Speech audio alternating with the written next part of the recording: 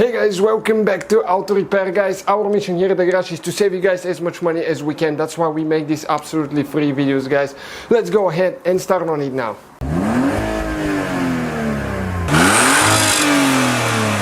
Hi guys, welcome back to World Mechanics. Today we're going to show you how to remove the instrument cluster on a Dodge Charger or Dodge Magnum. Stay with us to see how we are going to do that, guys, and don't forget to subscribe for one new video every day.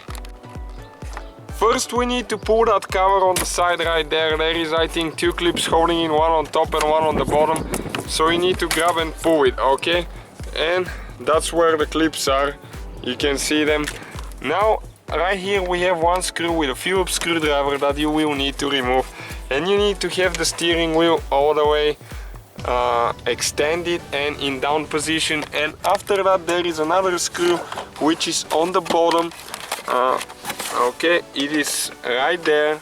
So there is only two screws holding that panel now that we need to remove first. Okay, just go ahead and remove it with a Phillips screwdriver. And after that, guys, what you need to do, you need to start pulling it. Okay, you come on this side and you grab and you pull. There is a few clips holding it here and there. So you just need to pull. Okay, and right there as well, there is one on the bottom. And now we need to disconnect the wire for the trunk release right here, so you just need to pull that one out. Okay, and that cover is gone now, it's out of the way. After that, what we need to do, we need to remove, there is two more screws right here on the bottom with a Phillips screwdriver, because we need to remove that trim around the instrument cluster. And there is a third one underneath the ignition, which is located right there. As you can see, it's a little bit dark, hopefully you can see okay. And what you need to do next, you need to grab it, but be careful not to break it. You need to grab it with your fingers and you need to start pulling. Okay, just like that. You can start it with the screwdriver a little bit if it's too tight, and there is a few clips. Okay, and that air vent, as you can see, ours is broken, so we'll be replacing that one as well.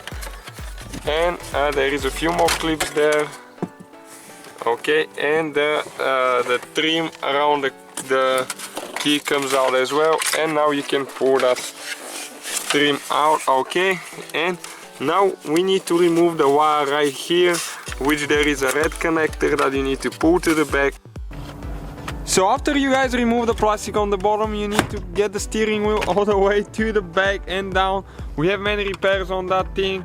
How to remove airbag as well, we were doing earlier. So now with a Phillips screwdriver, okay, there is a couple screws that we need to remove. I think 4 of them that hold the cluster to the dash. Okay, one of them is out. We have one on this side here. We have many videos, guys. We did engine replacements and pretty much anything you can think of on Dodge Magnum, Dodge Charger, guys, so feel free to check it out. Please subscribe, help us grow that channel together, guys. Let's make it big, be part of it. Okay, now we have two more right here, one in this hole and one in the hole there as well. Okay, you can see where it is now. We also have a video if you install a replacement cluster, how to program the mileage, what kind of tool to use. So we'll have a video coming soon as well. Feel free to check it out. Okay, one there now. And that should be pretty much all, guys. Let's see now. We'll need to remove the wires, of course, so we're going to go ahead and pull it now. Okay, you need to fold that piece right there. So it comes only in one angle, I think.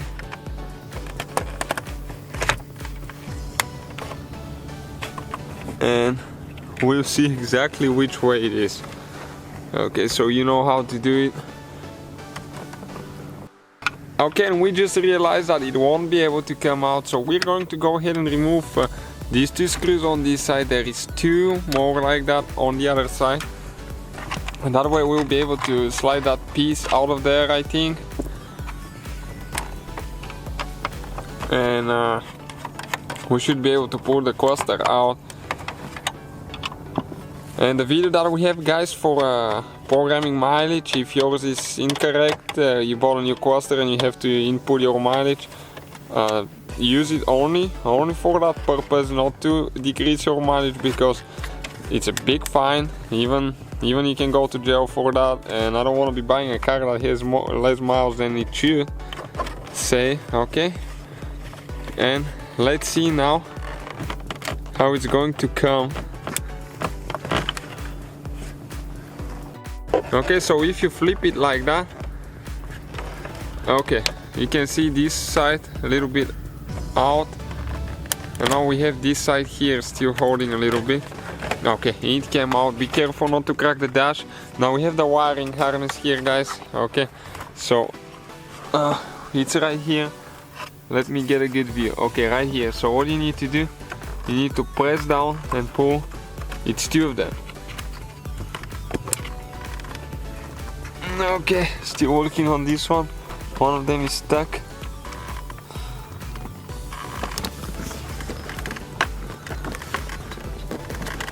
Okay, you need to press that piece. Okay, came out.